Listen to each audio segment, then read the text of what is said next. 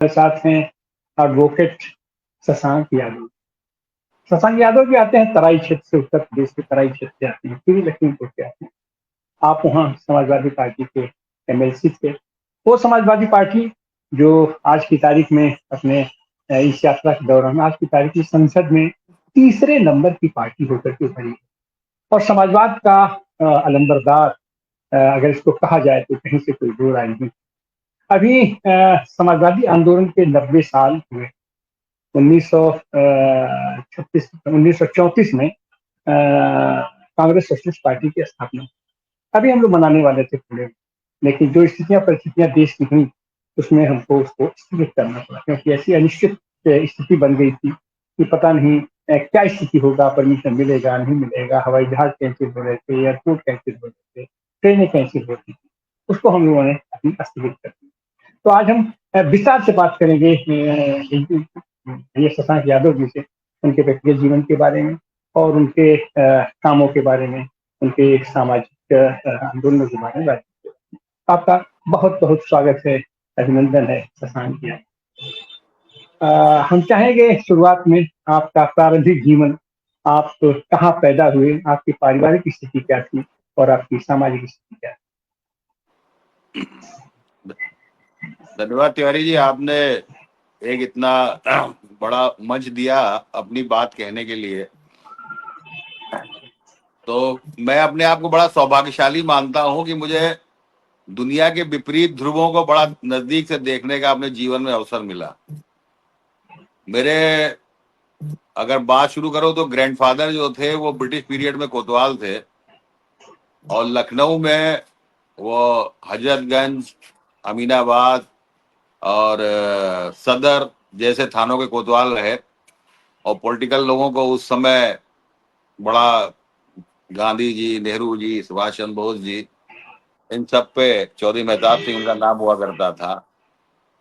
तो लेकिन बहुत ही स्ट्रिक्ट और बहुत ही ऑनेस्ट आदमी थे रूल्स पे अपने।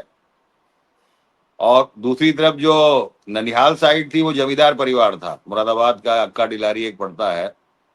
तो मैंने वो उस पीरियड का वो जमींदारी वाला भी जो माहौल अपनी ननिहाल साइड में देखा और ग्रैंडफादर साइड में देखा कि कैसे एक स्ट्रिक्ट फादर हो सकता है। और पिताजी मेरे वामपंथी हो गए यूनिवर्सिटी में, लखनऊ यूनिवर्सिटी में। वो 1900 मेरे ख्याल में 54-55 में वो जूनियर लाइब्रेरियन हुए थे वहां पे लखनऊ यूनिवर्सिटी में, चुनाव में एसएफआई के कन्वीनर थे। तो और माता जी मेरी टीचर थी और वो कांग्रेस की जिला अध्यक्ष हुआ करती थी। तो बड़ा अजीब अजीब मेरे घर में माहौल रहता था। तो मुझे इन सब चीजों को बड़ा नजदीक से देखने को मिला। और एक डॉक्टर साहब इसको बेहतर समझ सकते हैं कि जो 75 से 80 के बीच का दशक था, जब मैं 15-16 साल का हो गया था, तो वामपंथियों की एक बहुत तगड़ी जो है आलोचना समाजवादियों की किया करते थे उस वक्त। बड़ा वैचारिक मतभेद बड़ा लंबा हुआ करता था और समाजवादियों को अमेरिकन परस्त और अमेरिकी पूंजी के अलंबरदार के इवन लोहिया जी तक को कम्युनिस्ट लोग जो है वो कंडेम किया करते थे। लेकिन एक चीज तय थी, लगातार देखा मैंने कि सांप्रदायिकता एक दर्द है और सांप्रदायिकता एक समाज का कोड़ है। ये चीज मैंने चाहे वो माताजी की साइड से, चाहे पिताजी की साइड से, और चाहे जैसे देखा। और वही एक धीरे धीरे धीरे जो पर्सनालिटी का डेवलपमेंट हुआ कि देश को डेमोक्रेसी पे यकीन बढ़ा, सेकुलर होने शशांक पे जी, ये। जी शशांक जी, जी। हम थोड़ा आपको रोकेंगे। हम चाहेंगे कि आपके प्रारंभिक जीवन में प्रारंभिक शिक्षा आपकी कहाँ हुई, आपका स्कूल, उस समय के कोई साथी, कोई दोस्त, उस समय का कोई अध्यापक, उस समय का कोई प्रेरणा स्रोत, अगर आप उसका जिक्र करना चाहें। बचपन के तो मैं जो सबसे जो मेरे साथ महत्वपूर्ण घटना हुई वो दो, एक तो जब मैं समझ लीजिए कि ग्रेजुएशन ही कर रहा था तब मेरे पिताजी की हत्या हो गई थी, कॉमरेड आईपी सिंह की। वो पॉलिटिकल हत्या थी। हम लोग लखीमपुर आके बस गए थे, रहने वाले बिजनौर के थे, लखीमपुर खीरी में बसे आके, जहां पर सरकारी वकील थे, उन्होंने सरकारी बेईमानी से तंग आकर इस्तीफा दे दिया था, प्राइवेट प्रैक्टिस लखीमपुर में स्टार्ट कर दी थी और माताजी स्कूल में टीचर हो गई थी। और उस समय 19-20 साल का मैं था जब पिताजी की हत्या हुई, और हत्या भी इस कारण से हुई थी पॉलिटिकल, कि वो फौजदारी के टॉप मोस्ट वकील 14-15 साल में हो गए थे, और वो एक पीड़ित परिवार की तरफ से आ गए थे, बजाय डिफेंस के पीड़ित परिवार की तरफ से आ गए थे, और जिसमें कई बार उनको धमकियां भी मिली थी, लेकिन उन्होंने उस लड़ाई को हाई कोर्ट सुप्रीम कोर्ट तक लड़ा, और जो गिल्टी था उनको सजा भी मिली। लेकिन उन लोग को लगा कि जो भी कुछ मिला है हमें, तो आईपी सिंह की वजह से मर्डर हुआ, वो सजा हुई है। तो उस वक्त एक वो घटना जीवन में आई कि जिसने लोगों को, मुझे सोसाइटी को बहुत नजदीक से देखने का मौका मिला। और उसी पीरियड में आप अगर गौर करें कि 77 की जनता पार्टी की सरकार बनी थी, रामनरेश यादव जी मुख्यमंत्री हुए थे, 15% का आरक्षण पिछड़ा वर्ग का लागू हुआ था, और मैं हॉस्टल में था। और स्थिति आप ये देखिए कि मैं एक अच्छे खासे खाते पीते घर का हुआ करता था, स्कूटर मेंटेन करता था उस समय, और मुझे उस समय सन 76-77 में 300 350 रुपए मुझे पॉकेट मनी मिला करता था महीने के लिए। और वो लोग जिनको 100 रुपए महीना भी नहीं मिलता था, लेकिन बड़े इत्मीनान से उस पीरियड में अबे अहिरा करके बात करते थे यूनिवर्सिटी के अंदर, हॉस्टल के अंदर, जिनके पास आ, चलने के लिए साइकिल नहीं होती थी। उस इम्पैक्ट को मतलब मैंने खुद देखा, लेकिन वो ये था कि चूंकि मैं हंस के जवाब देता था, तो धीरे धीरे वो हालांकि सब मित्र हो गए थे। लेकिन पहली बार मुझे लगा कि साला जो ये जातिवाद भी कोई चीज होती है, वरना जिस तरह का घर में माहौल था, जिस तरह का पारिवारिक बैकग्राउंड थी, तो मैंने जाति के आधार पर कभी डिस्क्रिमिनेशन देखा ही नहीं था। लेकिन यूनिवर्सिटी में जाकर मुझे अपनी हैसियत का अंदाज हुआ कि आप कितने भी पढ़े लिखे हो, 100 साल 150 साल पुरानी मेरी पढ़ी लिखी फैमिली, 5-6 पीढ़ियों से जो ब्रिटिश पीरियड में कोतवाल रहा हो, जिसके फादर यूनिवर्सिटी पीरियड में रहे हो, एसएफआई के लीडर रहे हो, टॉप क्रिमिनल लॉयर रहे हो, मदर प्रिंसिपल रही हो, उसकी औलाद को भी अहरा अहरा करके वहां जब यूनिवर्सिटी में बुलाया जाता था, तो मुझे लगा कहीं ना कहीं, वरना हम लोग पूछा करते थे जातिवाद होती क्या है, ईमानदारी की बात कह रहा हूँ आपसे। लेकिन जो जातिवाद का मुझे जो पहली औकात पता लगी अपनी बारे में भी, और जातिवाद क्या है हिंदू समाज में, ये यूनिवर्सिटी में ही जाके मिला। तो विश्वविद्यालय किसी को ऐसे गलत नहीं कहा जाता, मुझे लगा वास्तव में विश्वविद्यालय में जाके मुझे असली हकीकत की जानकारी हुई। वरना तो मैं लखीमपुर एक छोटा सा तबका था, सब बड़ी इज्जत करते थे, टॉप मोस्ट फैमिली थी, तो सब बड़ा इत्मीनान से रहा करता था। लेकिन लखनऊ यूनिवर्सिटी में जाके औकात मालूम हुई, और ये भी हकीकत मालूम हुई कि सोसाइटी कहाँ पर स्टैंड कर रही है। और लॉ में लॉ किया, बीएससी किया, जॉब की नौकरी का मन था कि नौकरी करेंगे, आर्मी में जाने का, क्योंकि परिवार ज्यादातर फौज में या आर्मी में है ज्यादातर परिवार। जैक होती है लॉ की, मिलिट्री में जज एडवोकेट जनरल, जिसमें एडवोकेट लोग जाते हैं, उसमें इंटरव्यू स्तर तक पहुंचे, लेकिन मेडिकली रिजेक्ट हो गए वहां पे। लौट आए, वकालत शुरू कर दी, और 84-85 में पत्रकारिता में शौकिया हम आ गए कि आज में लिखने लगे। और वो एक फ्रीलांसर कह लीजिए, स्ट्रगलर कह लीजिए, कोई वो ऑन पेमेंट नहीं होता करता था, लिखा करते थे।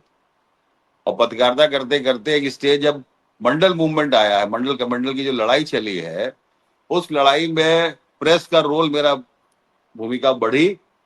और स्थिति ये आई कि काफी हद तक मुझे उस पीरियड में भी जब सद्भाव की बात में लिखा करता था रिपोर्टिंग, तो अखबार से भी वो रिपोर्ट्स मेरी गायब कर दी जाती थी। उस समय का जो माहौल था कि सरयू लाल हुई, हजारों लोग वो गए, इस तरह की।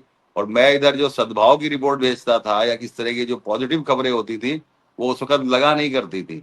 और अखबारों की बिक्री इतनी जबरदस्त हुआ करती थी कि लोग सुबह ही आके वहां पहुंच जाते थे। और हमारे जैसे लोग काफी हद तक अकेले पड़ गए थे उस पीरियड में भी, मुझे अच्छी तरह याद है। और एक छोटी सी घटना, जो व्यक्तिगत चीज, आप जैसे जो सवाल आपने किया था, मैं फिर बहक जाता हूँ, दूसरी तरफ चला जाता हूँ। लेकिन जो व्यक्तिगत बात वाली, जो मैंने कहा कि आप एक बहुत बड़ा मानसिक संबल जो था, आप ये सोचिए कि 38-39 साल की एज में मदर मेरी विडो होती हैं। और जिस जगह पे मैं रह रहा हूँ तो वहां पर कोई भी रिश्तेदार नातेदार हम लोग का 200-250 किलोमीटर की दूरी पर नहीं है। मैं अकेला हूँ, परिवार में कोई भाई भी नहीं है। मैं, मेरी मदर, मेरी सिस्टर, सिस्टर की मैरिज भी करी फादर की मर्डर के बाद ही। लेकिन मदर का मेरे ऊपर काफी बड़ा असर ये पड़ा कि वो she is a strong lady. बहुत लोगों ने दबाव किया कि आप चल के वहाँ मायके चलिए, मुरादाबाद बस लीजिए या बिजनौर में बस लिए। उन्होंने कहा नहीं, कि ये मेरे हस्बैंड की कर्म भूमि रही है, मैं ये छोड़ के नहीं जाऊंगी, यहीं पर जिए हैं यहीं पे मरेंगे, जैसा भी होगा। लोगों ने कहा था दुश्मनी बढ़ गई है, बेटा अकेला है। तो उन्होंने कहा कि ये सब तो ऊपर वाले के हाथ में है कि कौन जीतेगा कौन मरेगा। लेकिन और उस वक्त एक चीज का तिवारी जी मुझे बड़ा गर्व रहेगा कि जो वामपंथी साथी, हालांकि वामपंथी पार्टी बड़ी कमजोर हो गई थी, जो समाजवादी साथी बड़े उस वक्त 80 के उसमें कम्युनिस्ट पार्टी यहाँ पर एक टाइम था खीरी में, कम्युनिस्ट नेक्सलाइट मूवमेंट में बहुत दुनिया में मशहूर हो गया था यहाँ पे कई मूवमेंट पे, लेकिन उस वक्त बड़ा कमजोर हो चुका था। लेकिन जो भी थे, जिस हाल में थे, कहीं पर भी हो, जिले में बाहर भी, तो वामपंथी लीडर्स, फॉरवर्ड ब्लॉक के चित्ता बसु साहब, ज्योतिर्मय बसु एक हुआ करते थे, आपको याद होगा, ज्योति बसु जी से पहले, उन लोगों ने मैसेजिंग करा के हालचाल लिया। मेजर दिलीप सिंह हुआ करते थे। तो जो वामपंथी साथी थे, मुझे अच्छी तरह याद है कि फादर की डेथ से लेके वो कम से कम, जब तक मैं वकालत में 3-4 साल 5 साल मुझे नहीं हो गए, 85-86 बल्कि 87 तक उन लोगों ने मुझसे लगातार संपर्क किया। और काफी कहा कि नहीं, आप जब अपना मन बना लीजिएगा तब आप पार्टी ज्वाइन करिएगा, हम लोग के लायक जो मदद हो। तो मुझे एक ताकत ये लगती थी कि फादर कॉमरेड आईपी सिंह कहलाते थे, कि मुझे लगा कि विचारधारा में कहीं ना कहीं दम होता है कि इतनी इतनी दूर से लोग आके अपने 6-6 4 साल बाद 3 साल बाद, कौन याद करता है अपने साथियों को, लेकिन 6-6 साल बाद तक अपने साथी आते रहे। और एक मैंने सोच लिया था कि पॉलिटिकली मैं दूर रहूंगा। लेकिन जब मंडल कमंडल की लड़ाई शुरू हुई और प्रेस में मैं था ही, और उस में जिस तरीके से वीपी सिंह साहब ने जैसे ही उसको लागू किया है, और फिर जो गधे कुत्ते बिल्ली तक पे मुलायम सिंह वीपी सिंह लिखना शुरू हुआ है, ईमानदारी की बात है कि प्रतिक्रिया के जरिए राजनीति में आया हूं। उस वक्त जो है काफी हद तक अपने को बैलेंस करके चल रहा था कि ठीक है, पत्रकार रहूंगा और प्रोएक्टिव नहीं होगा। लेकिन कभी कभी अपने को सोचता हूँ अंदर खाने दे कि तुम तो प्रतिक्रिया में आए थे, जब गालियां तुमसे बर्दाश्त नहीं हुई तब तुम निकल के आए हो। लेकिन आज मुझे लगा कि वो एक सही निर्णय था। और सही निर्णय है कि मैंने उसी वक्त, मुझे इमीडिएटली जनता दल में, जब मैंने यहाँ पे आरक्षण के समर्थन की पहली रैली लखनऊ मंडल में मैंने निकाली थी, लखीमपुर खीरी में, कौशल किशोर जी हुआ करते थे, वो एक हमने समता मंच बनाया था, वो सब लोग मिलके।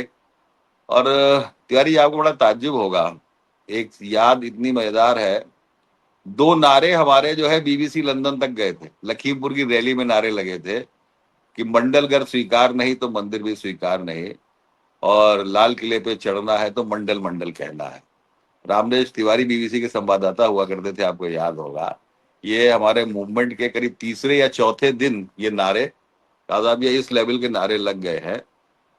और एक संगठन की ताकत और सर विचार की ताकत का मुझे तब पता लगा कि अगर आप किसी विचार को लेकर निकलते हैं तो लोग हैं वो आपसे जुड़ते हैं।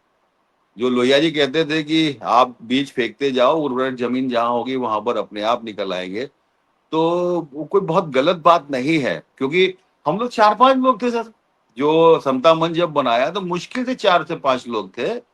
और कौशल किशोर जी, जिनका मैंने नाम लिया, जिनके बेटे पोते आज की तारीख में एमपी हैं, वो अरजक संघ से लड़ा करते थे। उन्होंने खुद संपर्क किया मुझसे और कहा कि नहीं यार, हम लोग मिलके कुछ कार्यक्रम करते हैं। और देखते देखते 2 महीने के अंदर ही हमने पहली आरक्षण समर्थन की रैली निकाल दी। और उसका नतीजा ये हुआ, फिर लखीमपुर में आरक्षण विरोध की कोई रैली नहीं निकली, वरना रोज कहीं चूड़िया लेके महिलाएं बैठी हैं, कहीं गधे पे लिखा जा रहा है, कहीं कुत्ते पे लिखा जा रहा है। और 1-2 जगह लाठी वाठी चलने की भी नौबत आई, खमरिया कस्बे में वहां पर। लेकिन मैंने ये देखा कि लोगों में अगर आप विचारधारा की लड़ाई आपको विचारधारा से लड़नी पड़ती है। आप विचारधारा की लड़ाई को गुंडागर्दी से नहीं लड़ सकते, आप विचारधारा की लड़ाई को आप हल्ला मचा के शोर मचा के नहीं लड़ सकते हैं। और वहां से सर मुझे सीधे फिर जनता दल का नगर अध्यक्ष बना दिया गया। तो हम वो जो वामपंथी साथी थे पापा के, बोले भाई बेटा हम तो उम्मीद करते थे कि आप सीपीआई की यूनिट को आगे बढ़ाएंगे। मैंने कहा चाहे अब पता नहीं कहाँ से, अब जो हो गया तो हो गया, लेकिन ये है कि जड़ तो आप ही लोग की रखी हुई है और उस जड़ पर तो कोई पर्दा पड़ नहीं सकता। मैं डीप हार्ड कोर डेमोक्रेसी में यकीन करने वाला आदमी हूँ, सेकुलरिज्म में यकीन करने वाला आदमी हूँ। और मेरा अपना मानना है कि प्रोटेस्ट को जारी रहना चाहिए। और तिवारी जी 6 दिसंबर 92 की एक घटना आपको बता दें, बाबरी मस्जिद की शहादत होती है और एक स्पॉन्टेनियस, वही जो समता मंच के हम लोग 5-7 लोग थे, बिना कोई बताए हुए, हमारे यहाँ एक अम्बेडकर मूर्ति है, हम लोग 7 दिसंबर की सुबह बैठ गए आगे, अपने आप वो भी टहलते आगे, वो किसी ने एक दूसरे को कांटेक्ट नहीं किया। और हम लोग 9 लोग इकट्ठा हो गए प्रोटेस्ट के लिए कि साहब ये बहुत गलत काम हुआ है। तब भाग के आए जो वहां पे कोतवाल थे लखीमपुर के, साहब माहौल बहुत गर्म हो चुका है पूरे देश में, आपसे हमारे हाथ जोड़ के निवेदन है आप चले जाओ, वरना हमें अब को अरेस्ट करना पड़ेगा। काफी देर करने में हुआ, लेकिन 1 घंटे बाद निकल आए। मतलब मैं ये घटना आपको इंस्टांस खाली इसलिए बता रहा हूं कि हम एक स्वतः स्फूर्त, उसमें बसपा के हमारे साथी बाद में वो जिलाध्यक्ष हुए, दूसरे एक साथी वो बाद में पीसीएस हो गए थे, अब तो रिटायरमेंट हो गया होगा या होने वाला होगा, जो एक अध्यापक हो गए थे बाद में। तो ये वो लोग थे, ये अपने आप निकल के आए थे कि हमें प्रोटेस्ट करना चाहिए। प्रोटेस्ट करने के बाद हमें ये भी अंदाज नहीं था कि 6 दिसंबर 92 को बाबरी मस्जिद गिरने के बाद क्या माहौल हो चुका होगा, इसका अंदाजा नहीं था। कोतवाल कह रहा कि आप लोग सब लोग शरीफ लोग हैं, बड़े लोग हैं, इन लोगों को कोई भरोसा नहीं है, कोई घटना दुर्घटना आपके साथ हो सकती है, प्लीज प्रोटेस्ट हमारी वजह से आप रिक्वेस्ट के। 1-1.5 घंटे बाद हम लोग फिर अपने अपने घर चले गए थे। हम लोग कह रहे थे गिरफ्तार कर लीजिए, बोले साहब गिरफ्तारी करके आप उन्हीं को और बढ़ावा देंगे, हम गिरफ्तार करेंगे तो और चर्चा का विषय बनेगा। ये घटना आपको खाली मैंने इसलिए बताई कि चाहे जब विचार होता है तो एक वो मजमा नहीं होता है, आपके साथी तैयार होते हैं। और आज भी तिवारी जी जो मैं लगा हूँ, वो लगा नहीं हूँ, वो अंदर से जो एक मन है वो करता रहता हूँ, और अपने साथी अपने आप मिलते चले जाते हैं। ये मैंने नटशल में आपको अपने जीवन की